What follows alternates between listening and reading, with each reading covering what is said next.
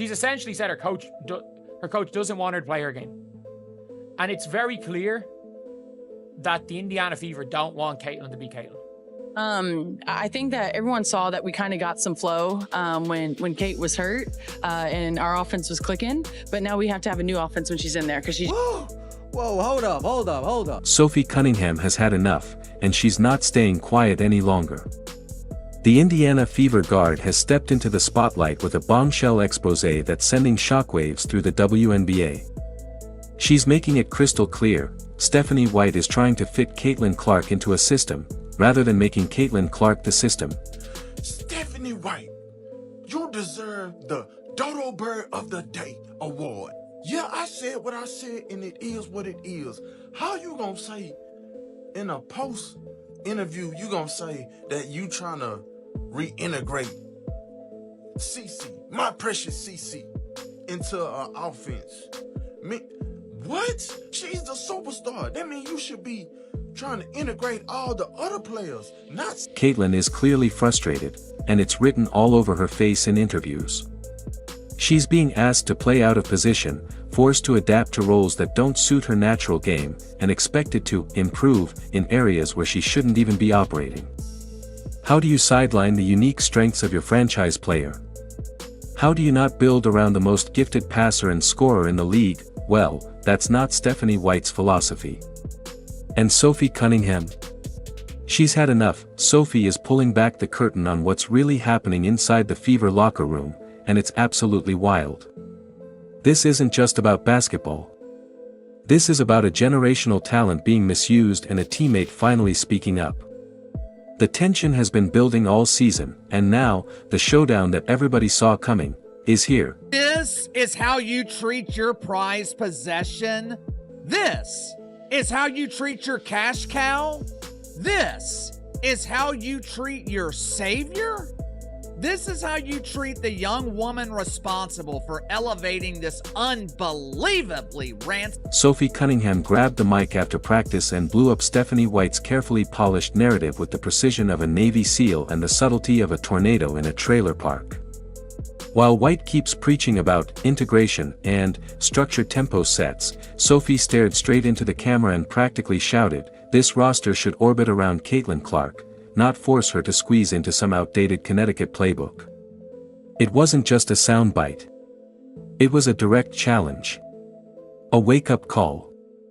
And in that moment, Sophie didn't just defend her teammate, she exposed a coaching philosophy that's completely out of step with modern basketball. A salute to Sophie Cunningham.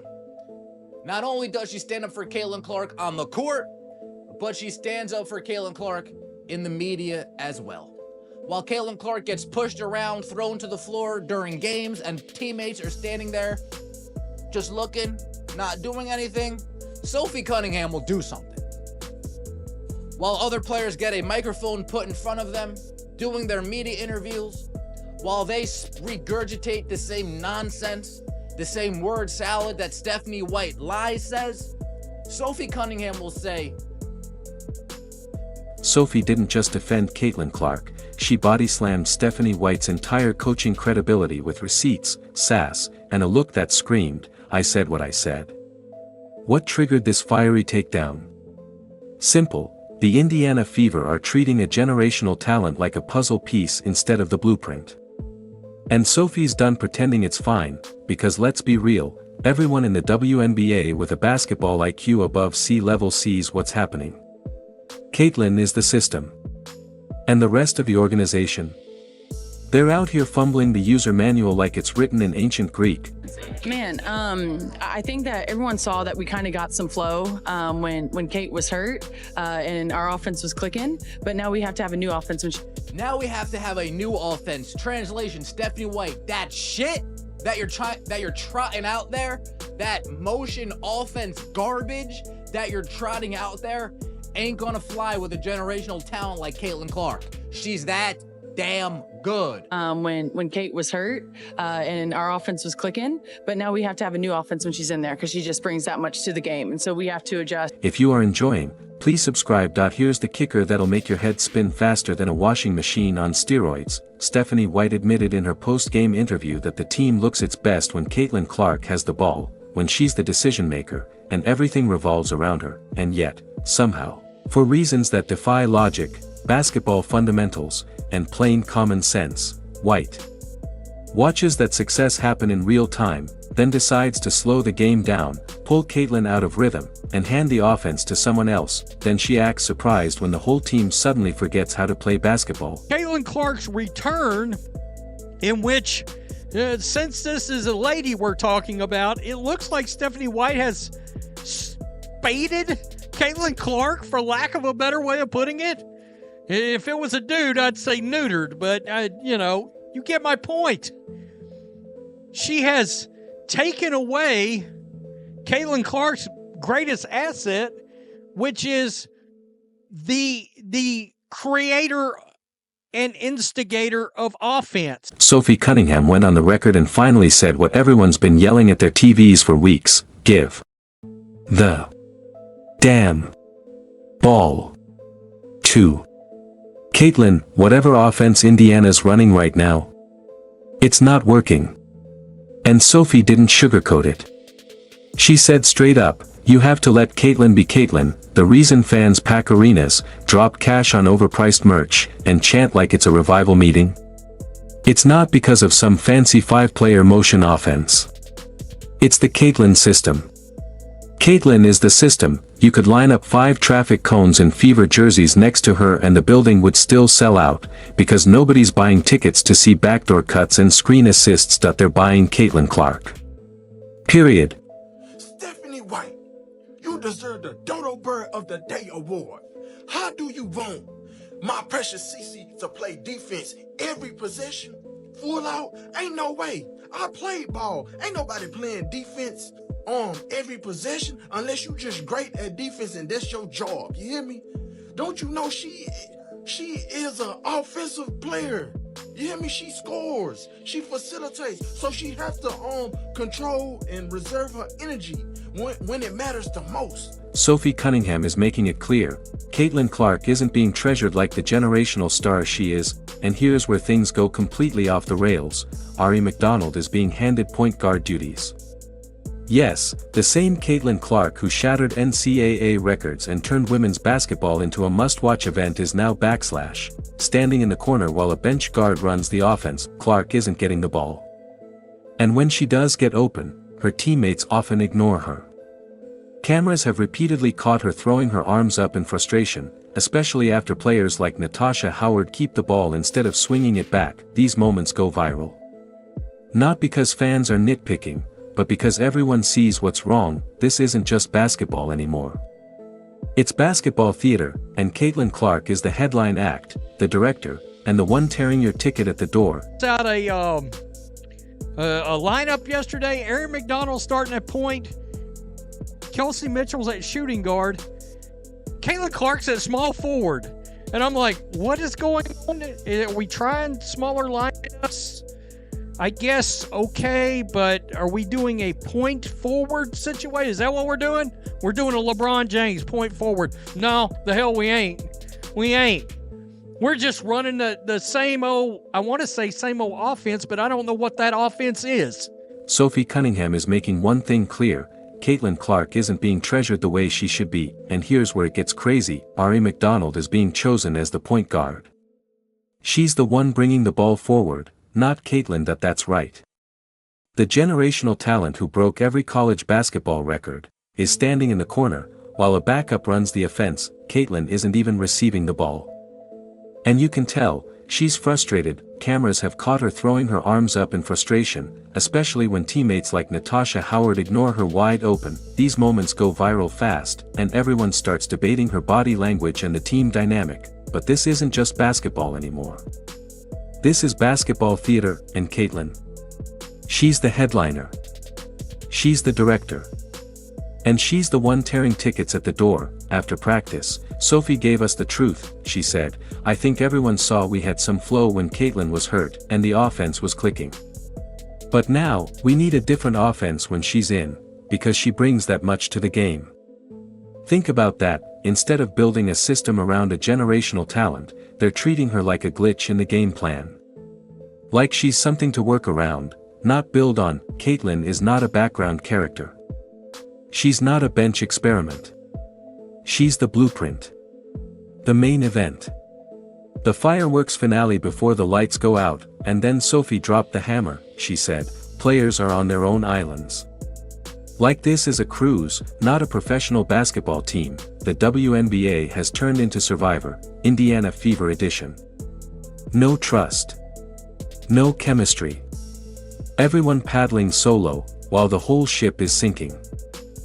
All of us just want it now. We know what the potential of this team can be, but we can't think about that. You really have to take day to day and stuff that worked here, we need to carry it over to tomorrow's game. We have a lot of games coming up in I think like 7 days or whatnot. And so it's mentally making sure that we're good. It's physically making sure we're getting recovery, making sure we're taking care of our bodies off the court. But we're trying to figure it out. And I think you guys see it. I think we're all a little frustrated. We're trying to figure out what's clicking, what's not clicking, what works for us defensively. But at the end of the day, I think what we can hang our hat on is not getting outworked, making sure that we're the aggressors, making sure that we're getting O boards, controlling what we can control. And I think we need. Here's the plain truth, and it hits harder than it should. The Indiana Fever have a superstar in Caitlin Clark, yet they're using her like she's just another player. It's like owning a Ferrari, and only driving it to pick up groceries. Clark is a once-in-a-generation talent.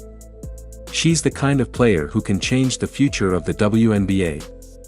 But instead of building around her and unleashing her full potential, the team has pushed her to the sidelines. Not literally, but in how little they involve her in the actual game plan.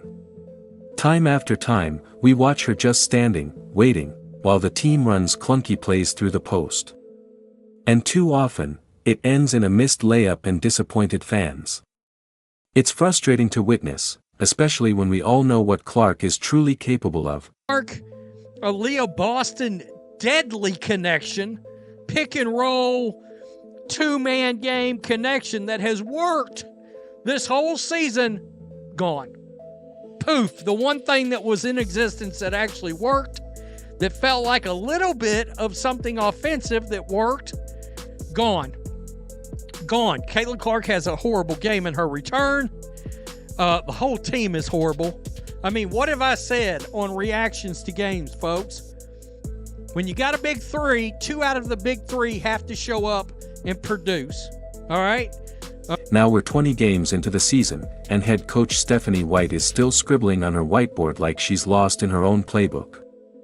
Still figuring it out at this point isn't a sign of patience, it's a sign that something's gone seriously wrong.